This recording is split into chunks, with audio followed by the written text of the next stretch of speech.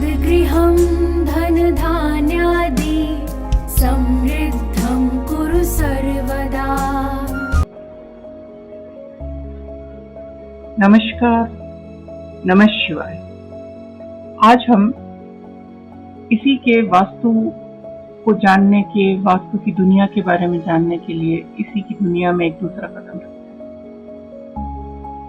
पहले हमने वास्तु के बारे में इतना कुछ सुना, लेकिन हमें ये जानना होगा कि वास्तुदेव, वास्तु है क्या।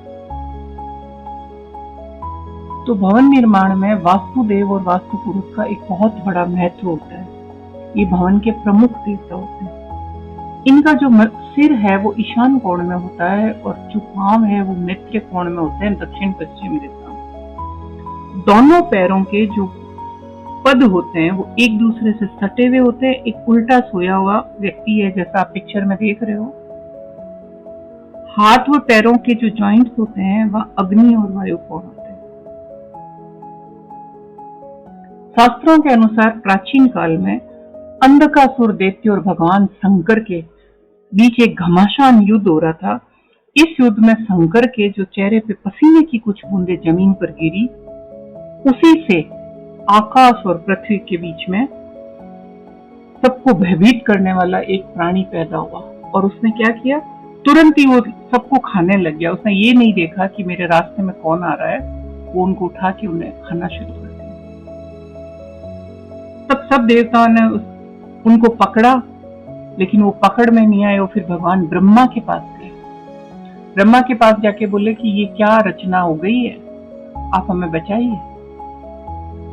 भगवान ब्रह्मा ने सब देवताओं को कहा, इसको पकड़ के जमीन पे औंधे मुंह गिरा दो। उन्होंने उस वास्तु पुरुष को पकड़ा और जमीन पे उल्टा गिरा दिया। तब उसका मुंह उत्तर पूर्वी दिशा में था और बाकी सारे देवता उसके ऊपर बैठ गए। तभी से जैसे ही वास्तु पुरुष को गिराया, उस वास्तु पुरुष ने कहा, मेरी क्या गलती है? अगर मैं इस पृथ्वी पर मेरी रचना हुई है तो मुझे जिंदा रहने के लिए खाना पड़ेगा। आप इस तरह से नहीं कर सकते मेरे साथ, मेरी क्या गलती?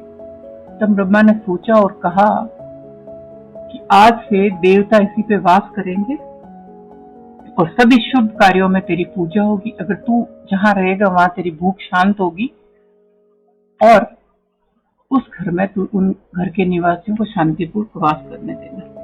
इसीलिए उसका नाम पड़ा वास्तु पुरुष। और उस पुरुष को जब औंधे गिराकर उस पर जो सारे देवता बैठ गए, इसीलिए जो भी बुद्धिमान पुरुष होते हैं, जो अपने घर में सौभाग्य और ऐश्वर्य चाहते हैं, घर निर्माण, घर प्रवेश और घर का जो दरवाजा, चौखट पूजा, सारी पूजा में पहले दिन किचन, जो आपकी रसोई में जो खाना बनता है, उन सभी में वास्तु के सिद्धांतों को फॉलो करते हैं। और जो व्यक्ति इसकी पूजा नहीं करता है, कदम कदम में उन्हें परेशानी होती है। ये मेरा आज का बनाया हुआ ज्ञान नहीं है, ये वेदों से निकले हुए ज्ञान कोई किसी ने फिल्टर करके आप तक पहुंचाया है। तो वास्तु पुरुष की पूजा कब करो? जब अपने घर का प्रारंभ में द्वार बनने के समय देव की पूजन, मकान जब बन के जाएगा तब, और गृह प्रवेश के समय, इन तीनों अवसरों पर, मकान निर्माण के समय, द्वार बनने के समय और मकान जब पूरा बन जाए उस समय। इसके अलावा यज्ञोपवीत हो, विवाह हो, आपने कोई वापस से कंस्ट्रक्शन करवाया है, घर का अल्ट्रेशन करवाया है और बिजली और अग्नि से जो मकान जल गए, जिनको क्षति हो गई, यानी वास्तु पुरुष का अंग भंग हो गया है, तब आप उसको वापस से रिकंस्ट्रक्शन कराओ, तब भी वास्तु की पूजा होनी चाहिए। जहां घर में लड़ाई झगड़े ज्यादा हो, जहां रोग ज्यादा हो, जहां उत्पात ज्यादा हो, अग्नि भय होता हो, वहां पर भी घर में पुनः वास्तु शांति करते हैं।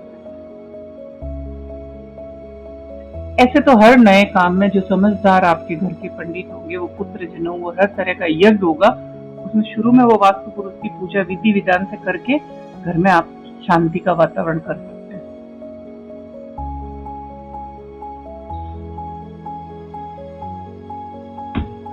तो इस तरह से उस वास्तु पुरुष के ऊपर जो देवताओं ने वास किया है,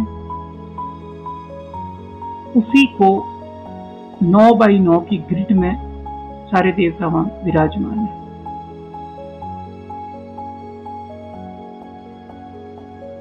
के पद में ब्रह्मा है और बाकी में अलग अलग है। बीच में ब्रह्मा है, इसीलिए उस केंद्र स्थान को ब्रह्म स्थान कहा जाता है, जिसे ऊर्जा का केंद्र बिंदु मानते हैं। ब्रह्म स्थान वास्तु पुरुष की नाभि के आसपास का जो क्षेत्र है, उसमें उनके पीठ, गुप्तांग और जांघ आते हैं, वो उनका ब्रह्म स्थान। ब्रह्म स्थान वास्तु पुरुष और भूखंड के फेफड़े और हृदय का भाग है।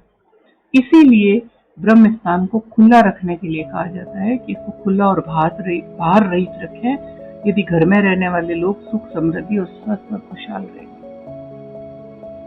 ब्रह्म स्थान में कभी भी किसी तरह का भूल कर भी आपको निर्माण नहीं करवाना चाहिए।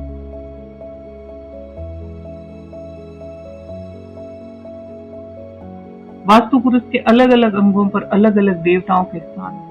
मस्तक में भगवान शिव विराजमान है, दोनों कानों में पर्जन्य और दिति है, गले के ऊपर आपदेव है, दोनों स्तनों पर अर्यमा और पृथ्वीधर है, दोनों कंधों पर जय और अदिति है, हृदय के ऊपर आप वत्स है, दाएं हाथ के कोने पर सावित्र और सविता है, दाहिनी कोनी से घुटने तक रुद्रदास है, जांघ पर मृत्यु और मित्र है, नाभि के पीछे ब्रह्म उपस्थ है और जननेन्द्रियों पर इंद्रजय है। दोनों घुटनों के ऊपर अग्नि रोग, एक पैर की नली पर नंदी, सुग्रीव, पूषा, वरुण, असुर, शोण और पाप यक्ष्मा, और दोनों एडियों पर पितृदेवता है। इनके अलग अलग मंत्र होते हैं। उन मंत्रों से उनका आह्वान करके 81 पद के वास्तु चक्र का गर्भ वास्तु में निर्माण करता है। 81 पदों में 45 देवताओं का निवास है। ब्रह्मा जी को मृदय में 9 पद देते हैं और चारों दिशाओं में 32 देवता और मध्य में 13 देवता होते हैं और इनके अलग अलग मंत्र होते हैं और इनकी पूजा करके आप भली भांति उस घर में निवास करते हैं। जो मर्म स्थान होते हैं वहां पे किसी भी तरह का कंस्ट्रक्शन नहीं होना चाहिए, नहीं तो बहुत ही कष्टपूर्ण वातावरण बनाता है। भूखंड के अंदर 32 क्षेत्र को मर्म स्थान कहते हैं। इस स्थान पर किसी भी तरह का निर्माण नहीं करना चाहिए। खंबे और दीवारों का निर्माण वर्जित है, नहीं तो वास करने वाले शारीरिक, मानसिक, आर्थिक और आध्यात्मिक रूप से हमेशा पीड़ित रहते हैं।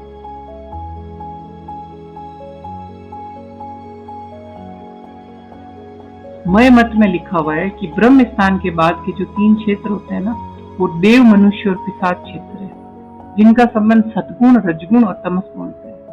और देव के क्षेत्र में 16 आते हैं, मनुष्य के क्षेत्र में 24 भाग आते हैं और पिशाच के क्षेत्र में 32 भाग आते हैं। तो देव और जो मनुष्य का क्षेत्र है वहां तो भवन का निर्माण करना चाहिए और पिशाच क्षेत्र में भवन का निर्माण करना उपयुक्त नहीं होता।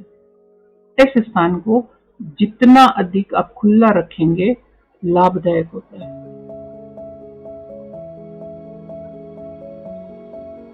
तो भवन में आपको वास्तु पुरुष की स्थापना करनी चाहिए। सुख, शांति और समृद्धि के लिए वास्तु शांति कराओ, वास्तु पूजा कराओ।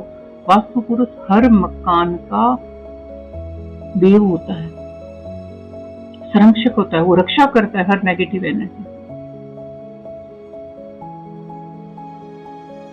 आप अच्छे मुहूर्त निकाल के, अच्छा गोचर, सूर्य से विचार करके किस दिशा में करवानी चाहिए, ये सब आप एक अच्छे जानकार वास्तुशास्त्री से, अच्छे पंडित से पूछ के आप करवाइए। वैसे सूर्य वृष, मिथुन और कर्क में हो तो अग्नि कोण में, सूर्य सिंह, कन्या, तुला राशि में हो तो नेत्र कोण में, और वृश्चिक, धनु, मकर राशि में हो तो वायव्य कोण में, और कुंभ, मीन और मेष राशि में सूर्य हो तो अग्नि कोण में। वास्तु पूजा करने से बहुत ही कल्याण होता है। वास्तु शांति और पूजन के द्वारा नुकसान और दुर्भाग्य से गृह स्वामी का बचाव होता है। ये इतना इफेक्टिव है। इसी तरह मकान या घर में कभी भी दुर्वचन या गलत बातें नहीं बोलनी चाहिए,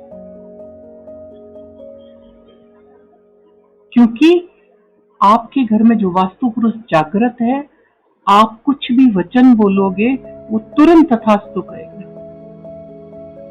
क्योंकि वास्तु स्थिति में कहते हैं शशैल सागराम पृथ्वी यथा वहसी मूर्धनि तथा माम व कल्याणम संपद संतति भीस। जैसे आप बड़े बड़े पर्वत और महासागरों को धारण करने वाली पृथ्वी का भार वहन करते हैं, उसी प्रकार मेरी संतान, मेरी धन संपदा तथा मेरी घर की रक्षा करें। वास्तुदेव से प्रार्थना है। और वास्तु पुरुष के मुंह से हमेशा तथास्तु निकलेगा। इसीलिए ये अब आपको डिसीजन लेना है कि घर में आप किस तरह के शब्दों का प्रयोग करें, क्योंकि वास्तु पुरुष तो तथास्तु कहेगा। और उस मकान का आपका, अगर आपने अशुभ वर्ड बोले, घर में राशन पानी नहीं है, वास्तु ने तथास्तु का और राशन का, तब तो घर में भुखमरी की हालत। तो यही कारण है वास्तु पुरुष को नैवेद्य चढ़ाना चाहिए। नैवेद्य रोज नहीं चढ़ाएं तो कम से कम पूर्णिमा और अमावस्या के दिन वास्तु पुरुष को नैवेद्य अवश्य चढ़ाएं, और 6 माह के भीतर आपको इसका शुभ परिणाम दिखेगा। घर में सुख शांति में वृद्धि होगी। घर में वास्तु के इन मंत्रों से आप वास्तुदेव का पूजन करें। वास्तुदेवा नमस्तोभ्यं भूषमे निप्त प्रभो मद ग्रहम धन धान्यादि समृद्ध कुरु सर्वदा। वह मंत्र आपने मेरे वीडियो के शुरू में सुना होगा। तो आज के लिए इतना ही। वास्तु पुरुष क्या है, क्या फल है, कौन से देवता है, कौन से देवताओं की दिशा क्या है, भगवान ब्रह्मा कहाँ बैठे हैं, किस कोने में बैठे हैं, कहाँ कंस्ट्रक्शन करवाना चाहिए, मर्मा स्थान क्या है, इनके और डिटेल वीडियो मैं आपको दूंगी। विथ इसके साथ आपको एक मैं PDF वो भी दूंगी, प्रिंट आउट करके आप उसको, उस डॉक्यूमेंट से आप अपने नोट्स बना सकते हैं। आज के लिए इतना ही। मेरे साथ जुड़े रहिए और बाकी की बात हम कल के वीडियो में करेंगे। Thank you very much.